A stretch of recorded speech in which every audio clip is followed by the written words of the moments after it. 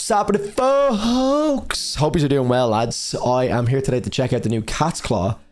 This is a new single and the first single they've dropped of 2024. We had a very, very late contender for most disgusting, heaviest track of the year last year from Catsclaw. Very, very late in the year. It was like one of the last tracks that I heard or reacted to, you know, in 2023. And it was an absolute banger. I actually premiered that track live on my Twitch, which was a pretty cool opportunity. It was the first time I've ever done anything like that. It was a pretty cool like collaboration, I guess, between myself and Catsclaw and James. But we have a new track, which I'm very, very excited to check out. It's called Become the Blade, and I don't know if that's a reference to like a movie or something. I feel like that is. I seen the Become the Blade, and I was like, right, this is going to have some referencing. So I did a bit of Googling, and I couldn't find it. So maybe let me know in the comments if I'm missing something glaringly obvious. But regardless, this is produced by James himself, who is the man with the beard who was in the last video, of course. And then Elliot Merriman is the guitarist of Our Common Collapse, and I think he also produces for Our Common Collapse as well. Let's go check it out.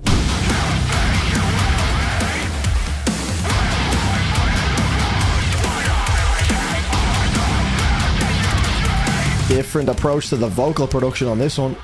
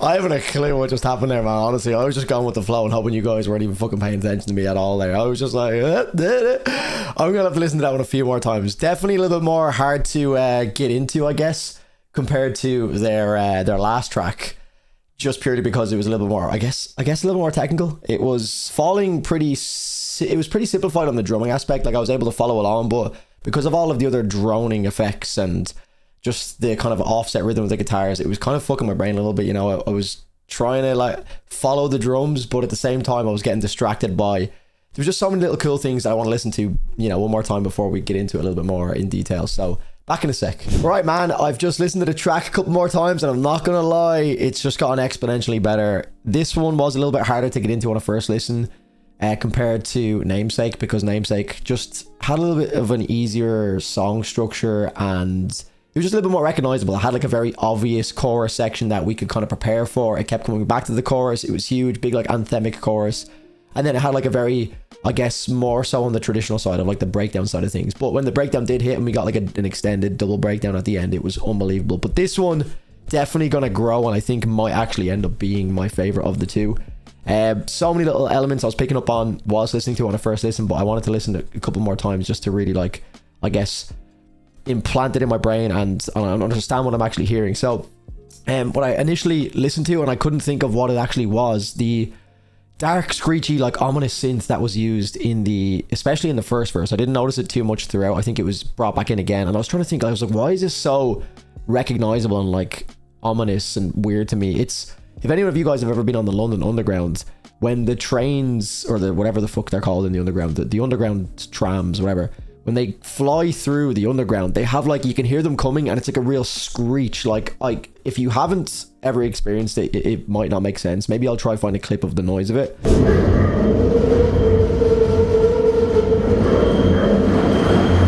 But there's like a very low synth that they're using that's so dark and ominous, and it just feels like you're in this underground scary environment, and it just adds so much to the lyrical ideas that are expressed in the song so unbelievably well by James. And that's one thing that this band to me is like really standing out, you know, as being so fucking good at doing, is touching on like really dark, horrible topics. Now I'm not going to go too deep into the topic that is being discussed in this video. Become the Blade is the track of, or the title of the track, and from my understanding, you know, from what I've listened to in Namesake, I haven't really gone through the lyrics in detail on Namesake, but you know, the why are you standing over me, I can hear you breathe, and then it's like, it's almost, it to me, it's talking about, now whether or not this is directly from experience, obviously I don't want to get into it because this is kind of personal stuff for, you know, James or whatever, I don't know, or maybe he's just writing about it, I'm not entirely sure, I don't know his full background, but to me it screams, it's about like generational abuse, where, you know, one person is continuously, like the cycle keeps repeating, and then James, I guess, or whoever's written the lyrics, or I guess if it's just from someone else's perspective, is becoming the Blade and now is inflicting the damages that were done on them throughout the years. So without going too deep into it, like the lyrics for me is fucking a huge part of Catsclaw at the moment. I think they're absolutely phenomenal because on the surface level, the music is so fun, it's so heavy.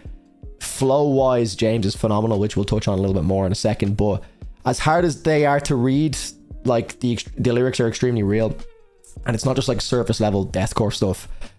Also, let me see. Yeah, so I've touched on kind of like child abuse and neglect. Yeah, let's not go too far down that rabbit hole. But to me, it really stands out as like passing that abuse on from generation to generation, which is like, you know, I become the Blade, which is, you know, it's like he says something like, as I swing my, what did he say? He said, yeah, more than a stain, it's the same thing that I realize with my downswing, become the Blade. So it's like someone's inflicting the pain that they've had, you know, not correctly dealt with from their past, and then putting it onto a child or whatever, or someone who's brought them up, and now they're inflicting the same damage, or I guess at least trying to understand why it's being passed on. So the Aero Common Collapse influence is so obvious in this track. It wasn't necessarily as obvious for me on Namesake, but with this track, man, I just love how you can really hear that Aero Common Collapse style creep through from the riffs, with the like stuttery sections between each riff. And then finally, man, my favorite part of this track is the ending section. I'm guessing it probably would have been a little bit more obvious from my reaction, but James's flow and the way the riffs and drums sync is probably one of the most unique things I've heard in the genre over the last while. It was the same on Namesake. His I can't